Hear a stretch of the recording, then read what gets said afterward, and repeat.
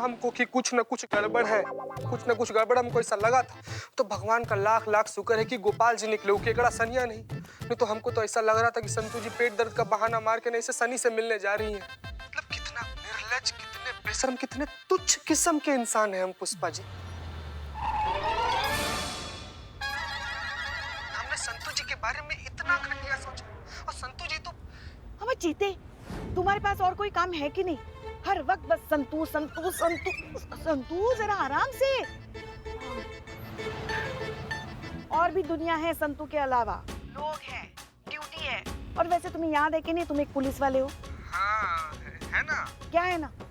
मतलब कि हमको याद है कि हम पुलिस वाले हैं ऐसा। हाँ तो पुलिस वालों जैसा काम भी किया करो।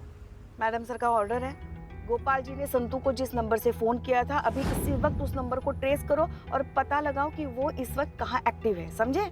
ठीक है पुष्पा जी, हम करते हैं, हम करते हैं।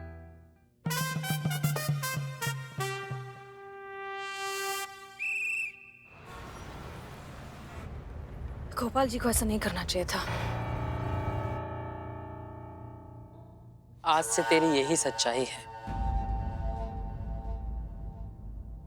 Left left left left left left left, तोता बोला लेफ्ट। हाँ फिर आगे तोता, आगे कहाँ से? हाँ राइट। क्या सीधा वही वहीं पे? रुको रुको रुको रुको रुको रुको। बिल्ला, क्या लेफ्ट राइट यही करते रहेंगे क्या हम अब? नहीं वो तोते के इंफॉर्मेशन से चल। तोते के तोते उड़ाने हमने। नहीं नहीं उसने कहा है कि ये देखो यही सामने टारगेट है ना अपना। हाँ थैंक यू तोता।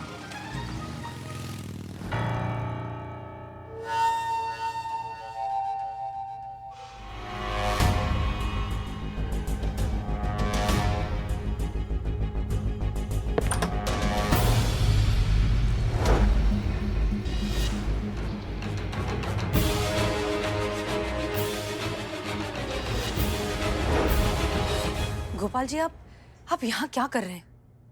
आप चलिए हमारे साथ, हम आपको लेने आए। हम यहाँ इन्हें जोर जबरदस्ती से नहीं लाए, ये खुद अपनी मर्जी से यहाँ आए हैं और पूरे 10 लाख रुपए दिए हैं इन्हें। पुष्पा जी पैसे दीजिए, ये लीजिए आपके 10 लाख रुपए वापस।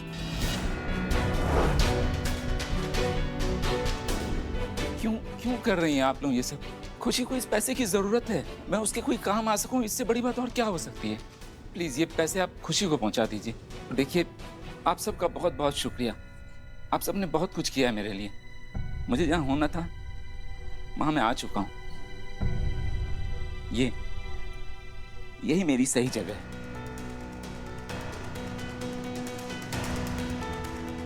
अब मेरे बारे में चिंता करना आप लोग छोड़ दीजिए, बुरा मत मानिए प्लीज। आप लोग जाइए यहाँ से।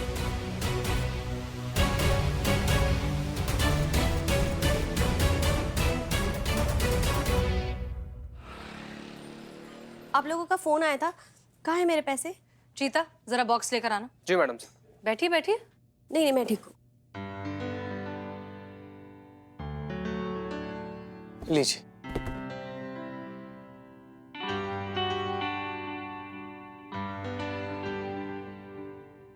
ये तो मेरी स्क्रैप बुक है। Scrapbook? अमाचिता क्या कर रहे हो? ये का बॉक्स ले आए हो? का बॉक्स लाने के लिए कहे थे? सॉरी मैडम, गलती से आ गया। वो क्या है ना कि गोपाल अंकल के लिए रखे थे ये वाला। अच्छा हम लेके आते। नहीं तो पैसे वाला बॉक्स लाओ, जल्दी जाओ। ला रहे तुम्हारे पैसे ला रहे। ये स्क्रैप बुक ना, हाँ इसमें है क्या? ड्राइंग में बहुत अच्छी थी मैं तो, बचपन में जितने भी अच्छे मोमेंट्स हुआ करते थे तो मैं इस ड्राइंग बुक में ड्रॉ कर लिया करती थी। पापा की फेवरेट है, हमेशा इसको अपने साथ ही रखते हैं। अच्छा तो जब तक पैसे आ रहे हैं तब तक देख लें स्क्रैप बुक में, तुम्हारी ड्राइंग्स भी देख लेंगे, थोड़ा टाइम पास भी हो जाएगा। नहीं ठीक है, अब बैठिए ना, बैठिए बैठिए।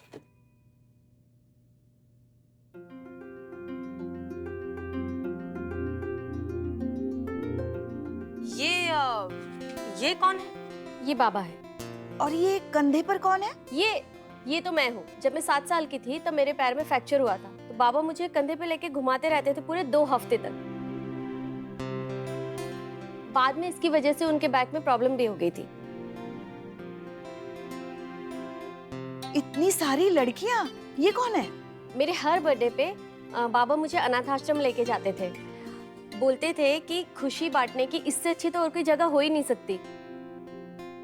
तो ये मेरे 10th बर्थडे का था।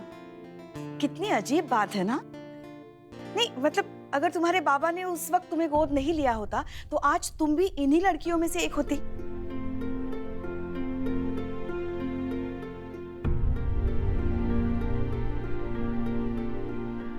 और ये कब की है? ये बाबा ने मुझे मेरे 18वें जन्मदिन पे मुझे बाइक गिफ्ट की थी। मुझे तो यकीन ही नहीं हुआ कि मुझे बाइक मिली है। फिर तो जैसे पंख ही लग गए थे मुझे।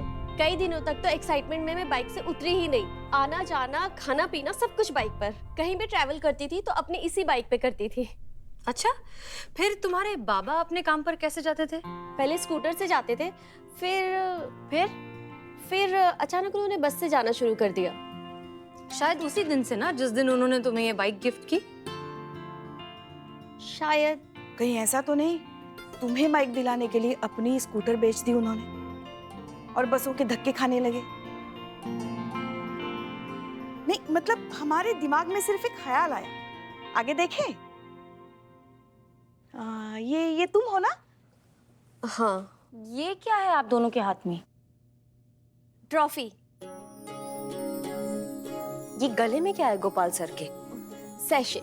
पर इस पे ये क्यों लिखा है best mother of the society? तो गलत लिखा है ना, best father of the society होना चाहिए था भाई। नहीं गलती से नहीं हुआ था।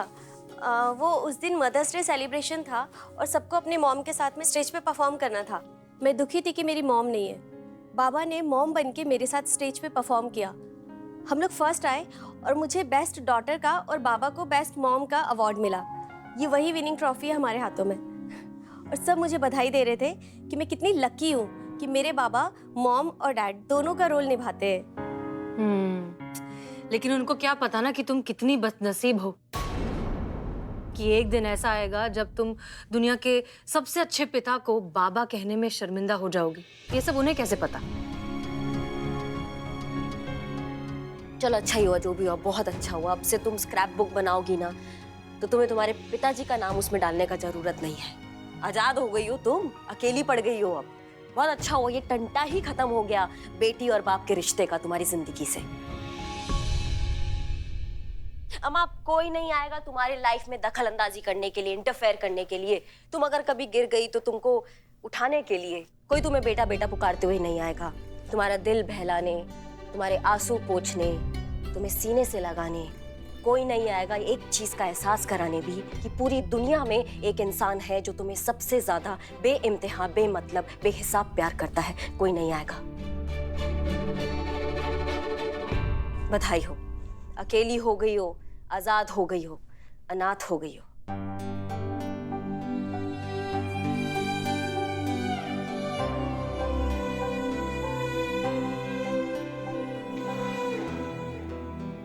लीजिए आपका पैसा।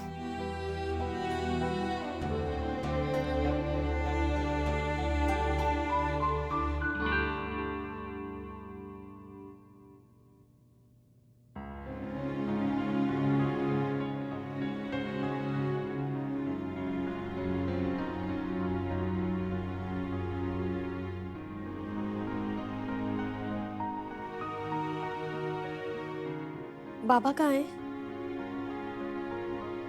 बाबा का क्या करोगी? पैसा मिल गया ना, अब जाओ जिंदगी जियो अपना। प्लीज बताइए ना बाबा कहाँ है, मुझे जानना है। तुम्हें ये पैसे देने के लिए उन्होंने वो जिंदगी चुन ली जो वो कभी नहीं जीना चाहते थे। मैं समझी नहीं, कौन सी जिंदगी? बेच दिया है उन्होंने खुद को तुम्हारी 10 लाख की एवज में।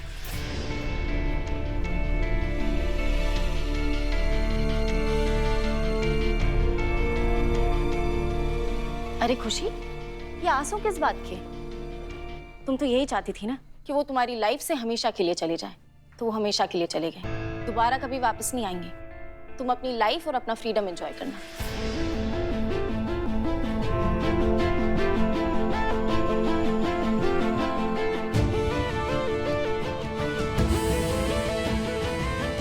खुशी जी, ये वाला स्क्रैप बुक अगर आप यहीं पर छोड़कर जाती तो अच्छा रहता। काहे कि आपके लिए भले एक रद्दी का टुकड़ा होगा, लेकिन किसी और के लिए उसका पूरा जिंदगी है।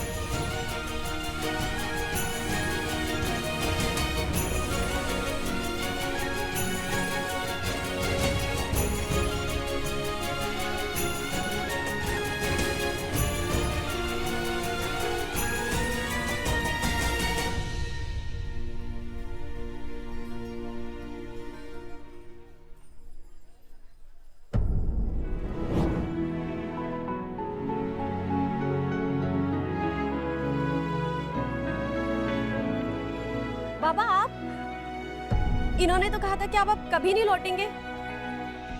सही कहा था।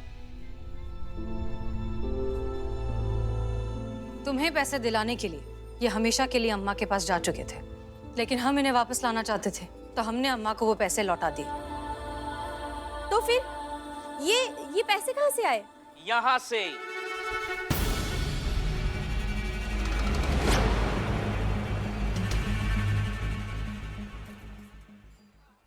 यहाँ से आए मैडम, यहाँ से आए। हम जिसके पीछे पड़ जाए उसके मुंह से निकले hi hi I am Billu the spy.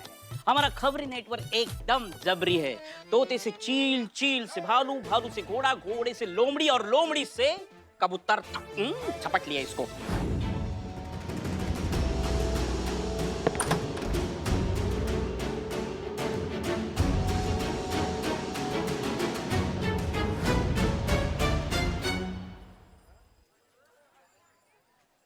भले ही ये पैसे लौटाकर लौट गया है, पर सच्चाई यही है, इसे एक ना एक दिन आना हमारे ही पास है।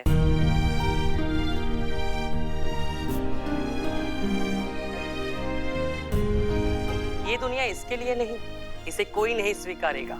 इसकी खुद की बेटी इसे छोड़कर विदेश जा रही है, तो इसे और कोई क्या अपनाएगा?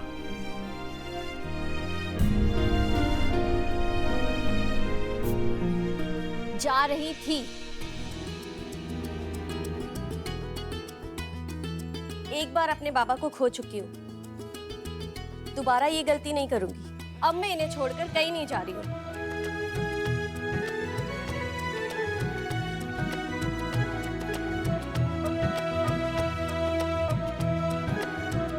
और अब पूरी दुनिया के सामने मैं ये बात प्राउडली कह सकती हूँ कि ये इंसान जो इस वक्त यहाँ आप लोगों के सामने खड़ा है, ये इंसान इस दुनिया का सबसे अच्छा इंसान है।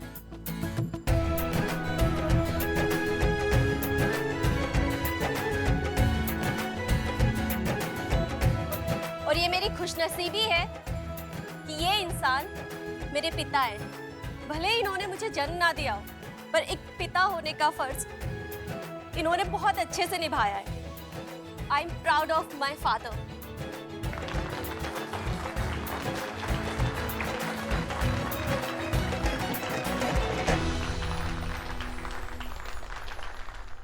मेरी असली खुशी तो आप ही हैं बाबा। आपसे दूर रह के मैं कैसे खुश रह सकती हूँ?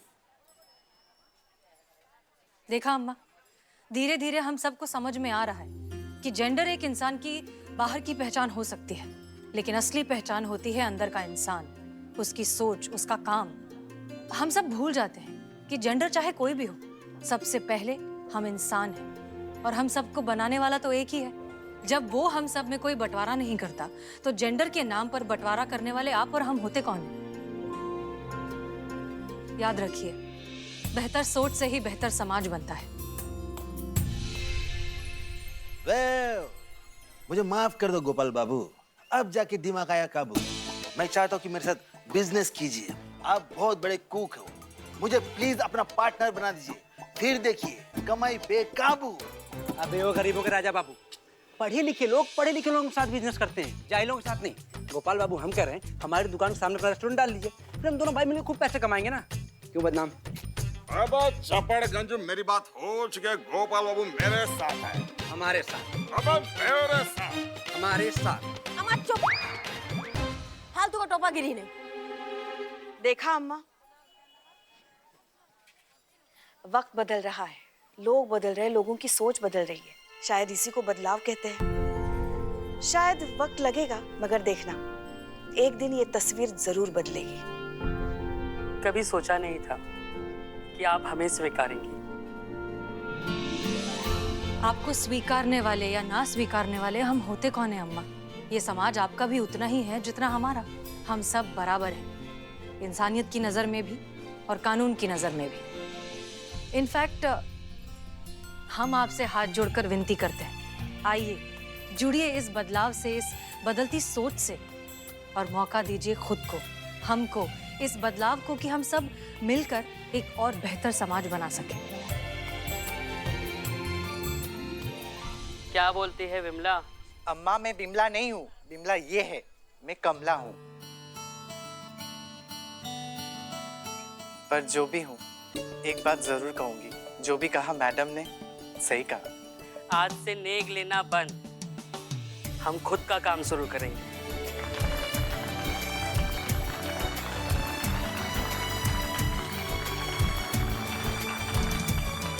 मैडम सर जी। हम सब की तरफ से आपको एक सैल्यूट तो बनता है।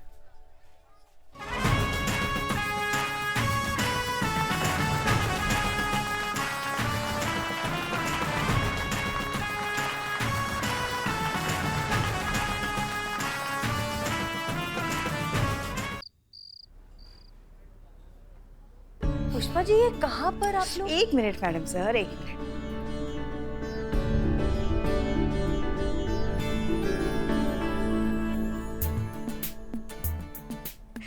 वैसे तैयार है ना आप? बिल्कुल।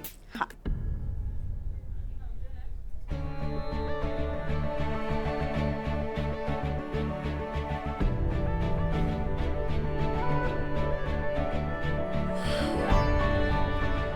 ये सब आप लोगों ने? अरे लेकिन इसकी क्या जरूरत थी? पहले ये बताइए कैसा लगा आपको? बहुत खूबसूरत है। Thank you. वैसे ये तो कुछ भी नहीं, ये देखिए, आप लोग ने इतना कुछ। तजुर्बा कहता है हमारा कि खुशी वही जो अपनों के साथ बांटी जा सके। हम सच में बहुत खुश नसीब है कि हमें आप जैसे दोस्त मिले हर सुख दुख में साथ देने के लिए।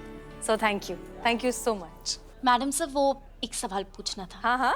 वो आपकी एज कितनी है? वो आपको इतना तजुर्बा है ना, तो इसलिए जानना था। नहीं, वो इतना तजुर्बा तो पुष्पा जी ने भी नहीं देखा होगा ना। इन्होंने तो पूरी दुनिया अपनी आंखों के सामने बनते हुए देखा है। संतू, इतनी उम्र नहीं है हमारी, समझी ना? वैसे बिल्ला कहाँ है? अरे उसकी बहन बिलौटी को ना लड़के वाले देखने आए, तो चेक करने गया कि लड़का वाला लोग सही में चोर के खानदान का है कि नहीं। आखिर चोर के स्टेटस का सवाल है भाई। वैसे मैडम सर, केक काटिए ना जल्दी, कब से दिल कर रहा है केक खाने का। हाँ हाँ।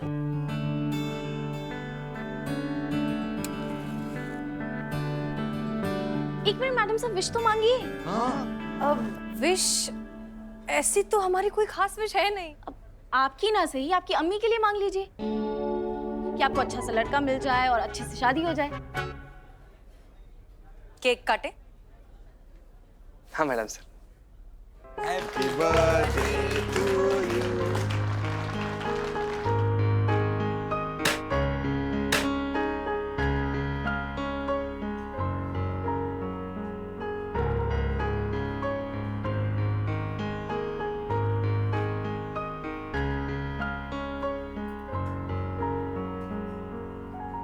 फिलहाल बस इतना ही ले आइए।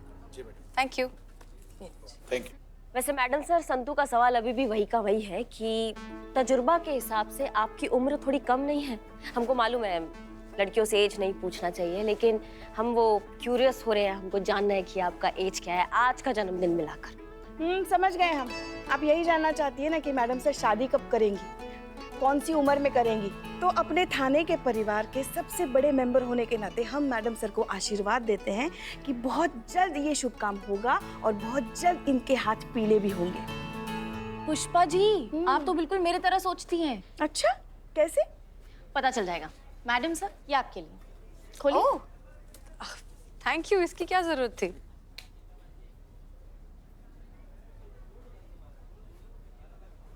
How to impress a man at 30?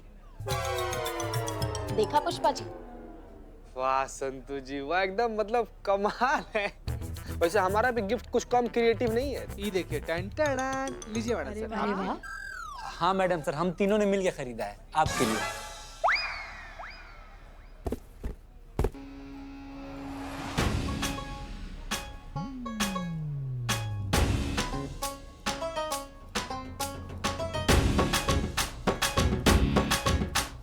अच्छा नहीं लगा मैडम सर? कुछ ज्यादा हो गया ना? थोड़ा सा। पर कोई बात नहीं, बहुत क्यूट है। इनका आइडिया था। आप लोग हमारी उम्र के बारे में पूछ रहे थे, राइट? जी।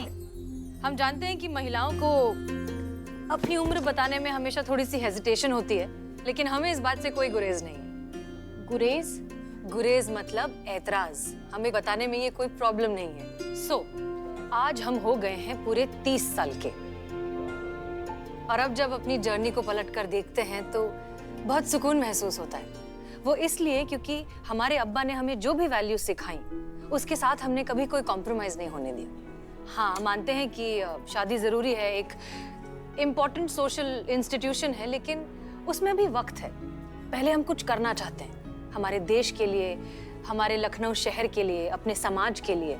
जब हमें लगेगा ना कि हमने वर्दी के सम्मान को बढ़ा दिया है, इस समाज में थोड़ा सा ही सही कुछ सुधार लाया है या कुछ जेन्युइनली अच्छा किया है, तब हम शादी करेंगे। मैडम सर, हम भी कुछ लाए हैं आपके लिए। आप भी लाई हैं? हाँ, हमने कहा था। अरे वाह, चलिए देखते हैं करिश्मा सिंह हमारे बारे में क्या सोचती हैं और कितना हमें समझती हैं। शायरी? करिश्मा सिंह, हम समझते थे कि आप हमें बिल्कुल नहीं समझती हैं, लेकिन अब हम मान गए कि सबसे ज्यादा आप ही हमें समझती हैं। Thank you. Welcome madam sir.